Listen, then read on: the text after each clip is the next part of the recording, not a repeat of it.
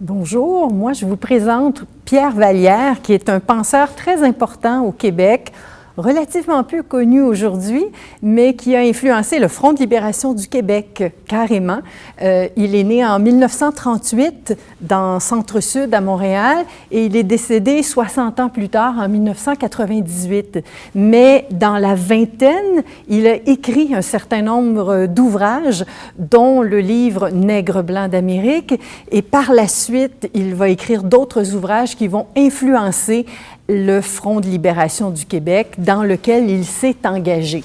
Vers les années 70, après la crise d'octobre, il va cependant renoncer à la violence, mais il va continuer à s'impliquer politiquement et à influencer le Québec contemporain. Nègre blanc d'Amérique. En fait, une partie du livre est consacrée à l'arrivée de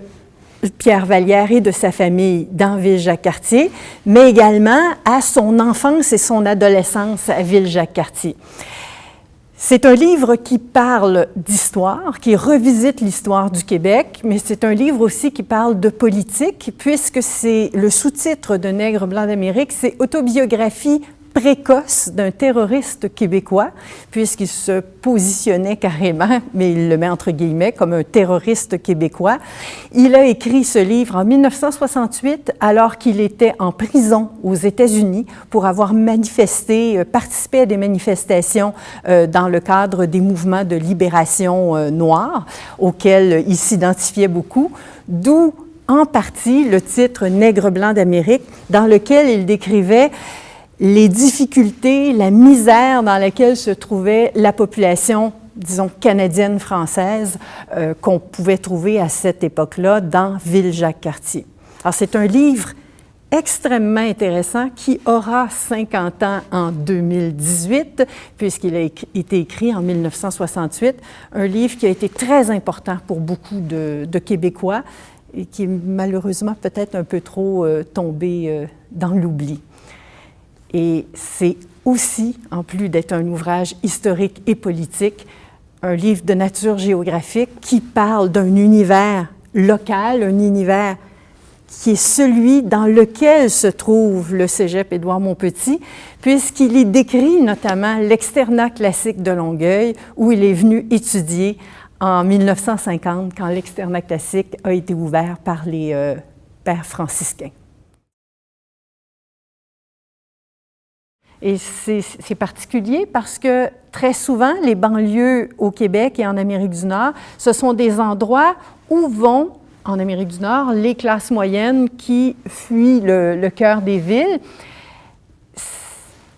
Alors que dans le cas de Ville-Jacques-Cartier, comme d'autres rares cas qu'on trouve également au nord de Montréal, c'était plutôt des ouvriers qui étaient chassés de Montréal par une crise du logement au lendemain de la Deuxième Guerre mondiale, qui ne trouvaient pas d'endroit pour se loger et qui sont allés